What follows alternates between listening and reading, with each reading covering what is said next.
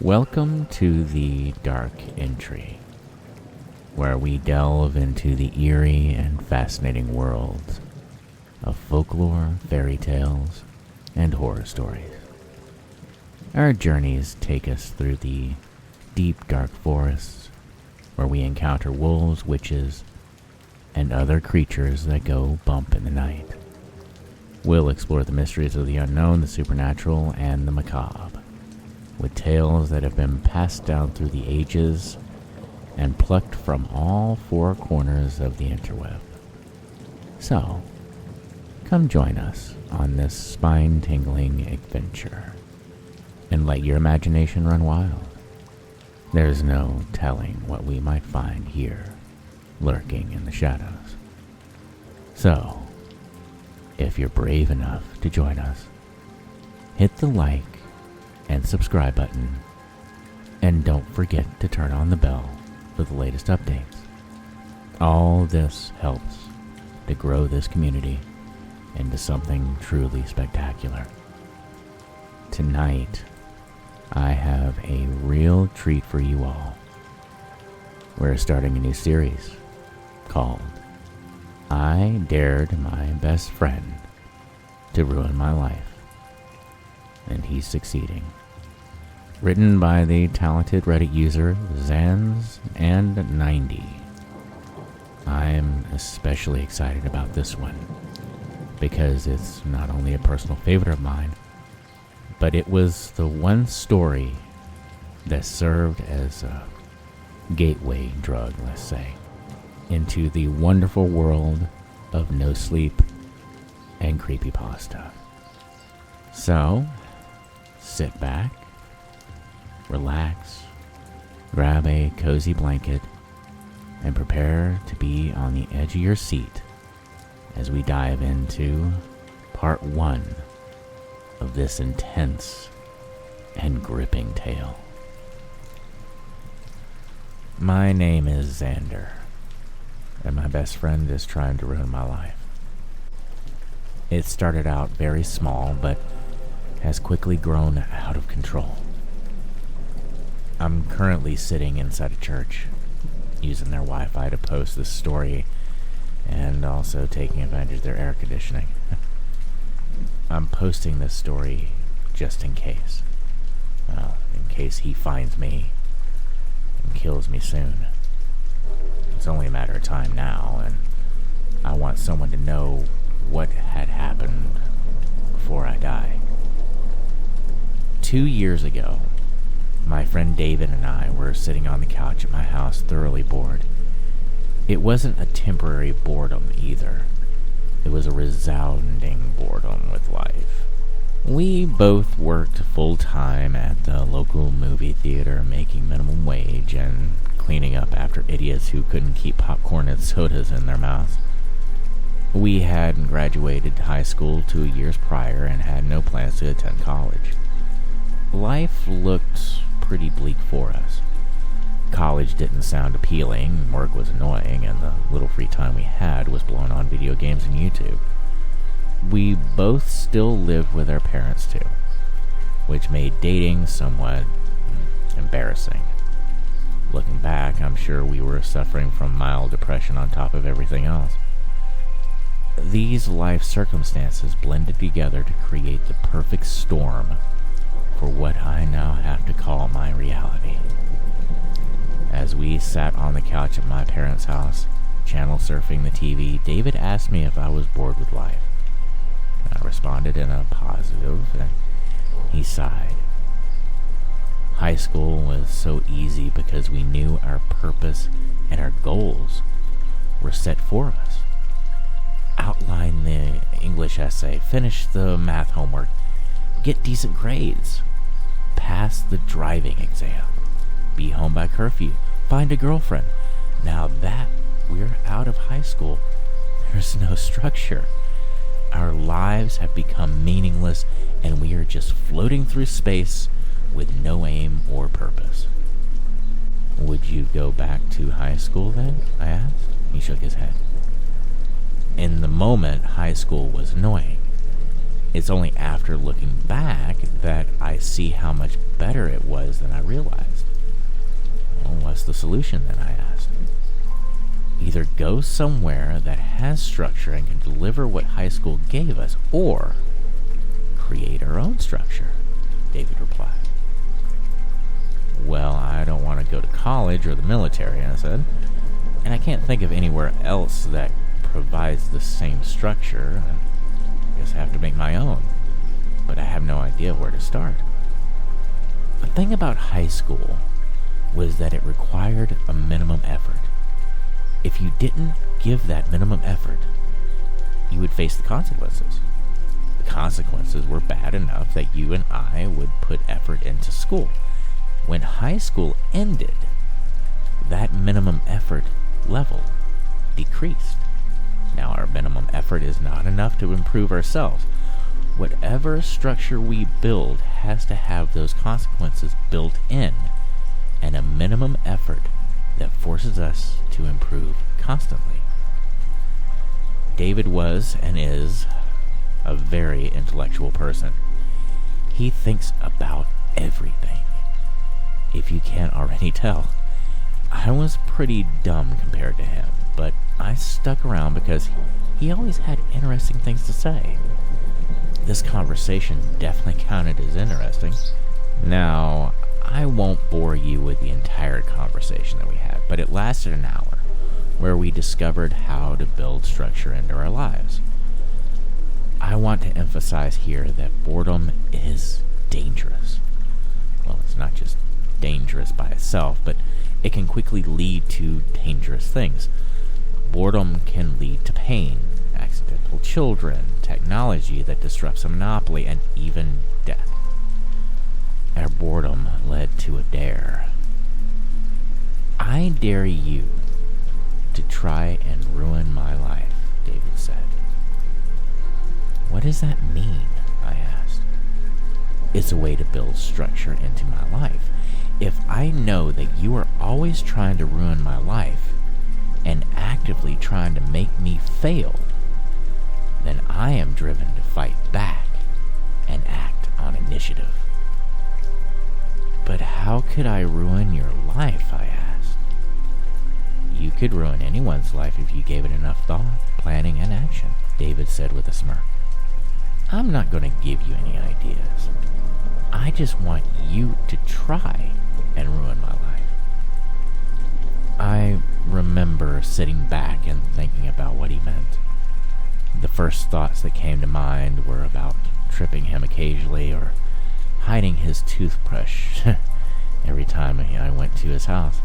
My young mind didn't fully understand how serious David was being.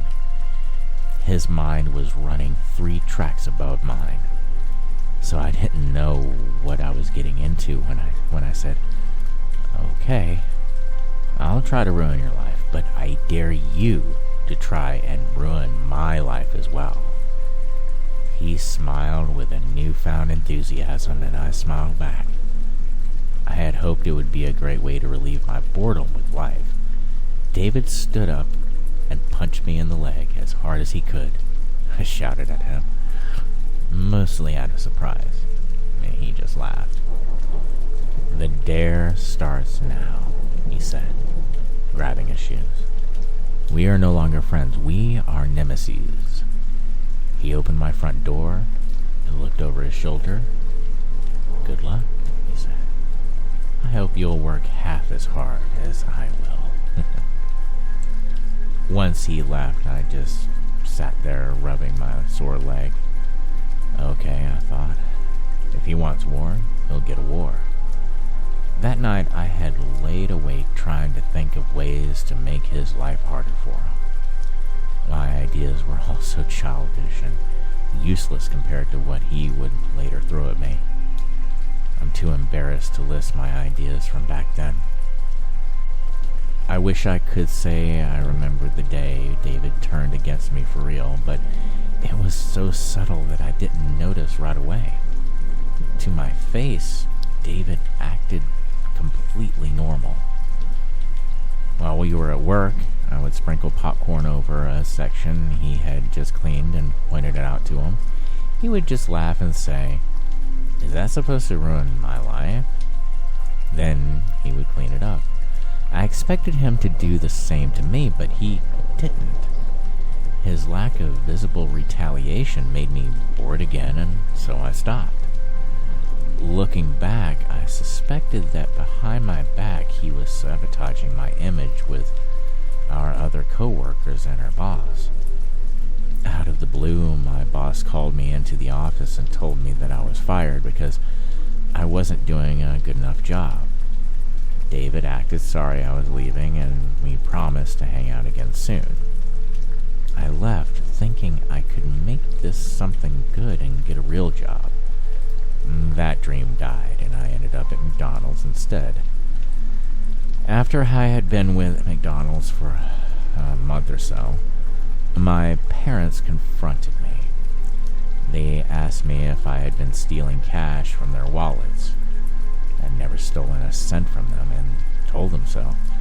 They backed off, but only for a week, until my mom's debit card went missing. They confronted me again, this time very angry. They accused me of withdrawing several $100s using my mom's debit card. I have no siblings, so it wouldn't have been anyone else in the house. It turned into a screaming match, and they demanded that I move out as quickly as possible. With my small cache of savings, I found an apartment near the local community college that housed college students. The rent was affordable enough for me, so I moved out within the month. I moved in and became instant friends with two of my roommates, Clark and Ivan. Our other roommate, Isaac, kept to himself and stayed in his room playing video games 24/7. Life got good again because I hung out with Clark and Ivan frequently. David and I had stopped hanging out after I was fired at the movie theater. I hadn't forgotten about him, but I had forgotten about the dare. Every once in a while I would message him on Facebook or shoot him a text to ask if he wanted to hang out, but my messages were always ignored. Eventually, I gave up. Within 6 months, I had a great life going. I was dating a girl named Katie. I had been promoted to crew trainer at McDonald's, which paid better, and my bank account was slowly growing. I only recognized this as David's doing when I looked back, but an obscene amount of junk mail showed up with my name on it every single day. Magazines, credit card offers, vacation ads, and even physical letters from real people who claimed to be excited to be my new pen pal. I sorted through them every day trying to find some pattern. Clark and Ivan thought it was hilarious. When I came home late from work, they would sometimes toss the junk mail in the air like confetti as I walked through the door, cheering that the mail king was home. One day, I remember feeling sick of getting all the junk mail and decided to sit down, call every subscription to cancel. I recruited Clark and Ivan to help me, and we sat down with snacks one afternoon and started to crank through the phone calls. In a few days, the tide of junk mail subsided and we celebrated our efforts. That only lasted a week. The next week, it started coming back in full force. There was twice as much as before, even some pornographic magazines in the mix. Not only did my physical junk mail increase, but my email exploded through all the new spam messages. Google moved a lot of it to the spam filter, but there were still hundreds of emails that made it through.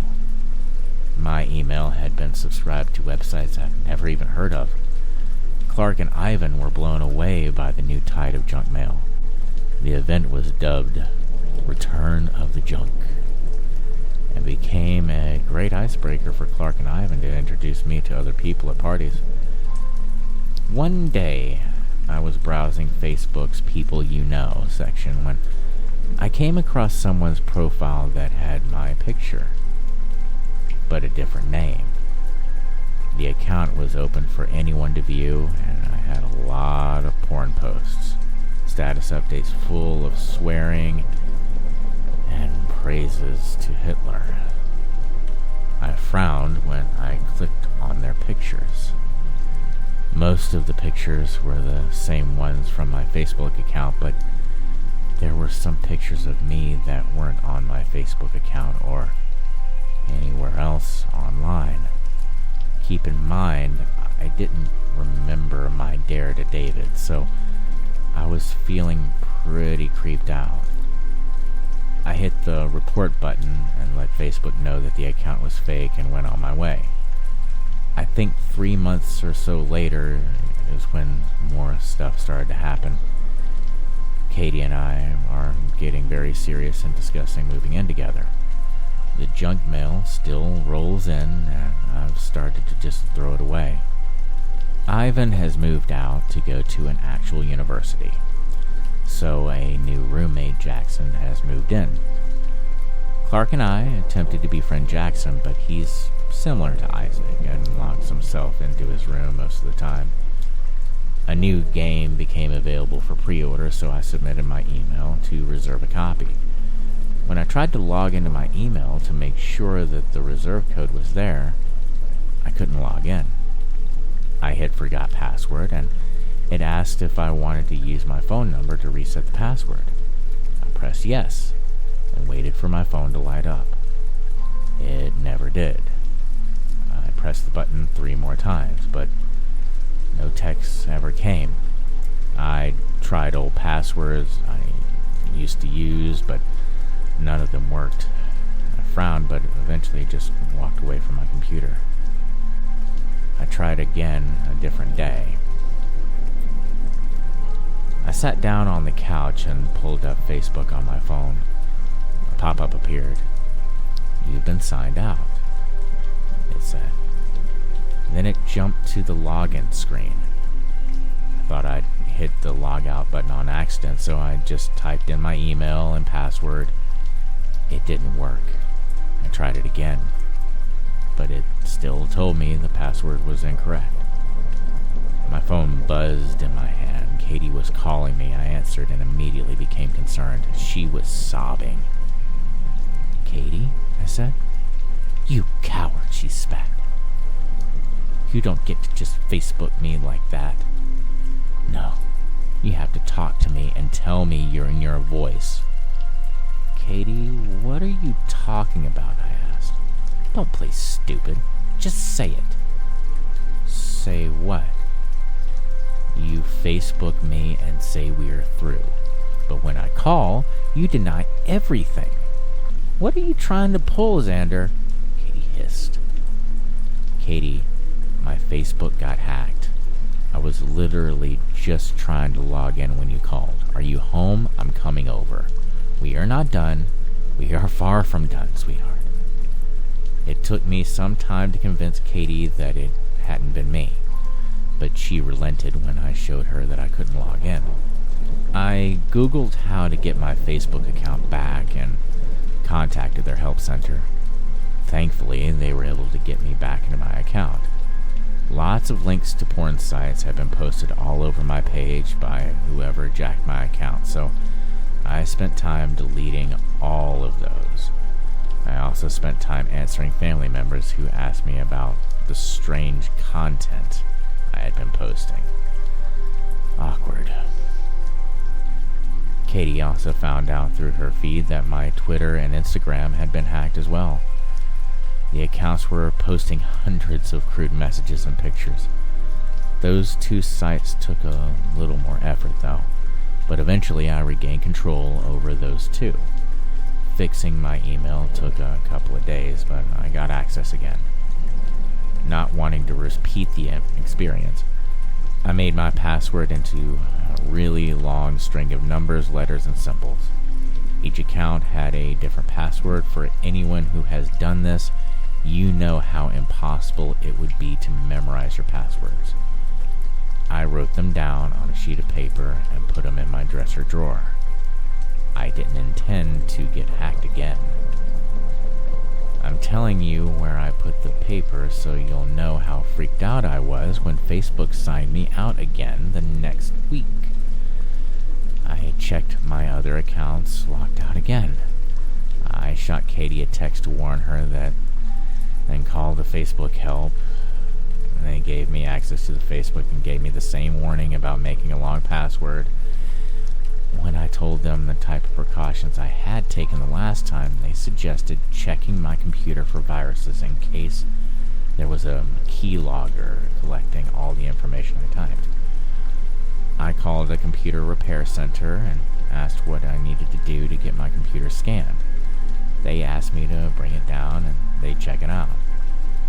I had a desktop, so bringing it down required a lot of unplugging.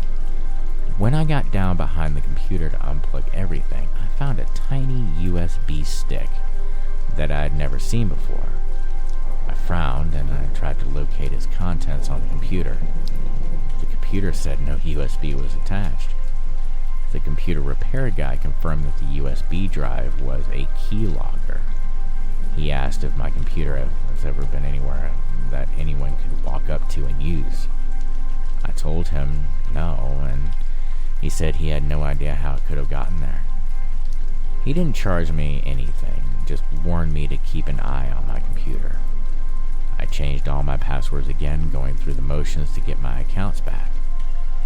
A few days later, I received 3 credit card bills in the mail. I still had the habit of skimming through the junk in case there were ever anything super important. I'm glad I did, because I might never have found out the credit cards that were registered in my name.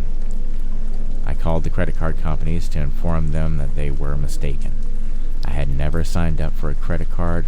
My parents had warned me about them so often that I had been deterred from ever getting one. Before you comment and tell me that I need to build my credit, yes, I know that now. A quick Google search told me what to do next. I called Equifax, which is a company that calculates your credit score and tells creditors that it's okay for you to open a credit account. I placed a 90-day fraud alert on my credit. They said that they would call me if anything tried to open a credit account in my name. The dude at Equifax was kind enough to even tell me what I needed to do next. He asked me to go online and view my credit report. If I saw any accounts I didn't recognize, I was to write them down and fill out a complaint to the Federal Trade Commission, explaining the situation. Once I had that submitted, I was to file a copy of it with the police and create a police report. Then I had to take those 2 reports and call each of the credit companies that had issued credit to my identity and start the dispute process.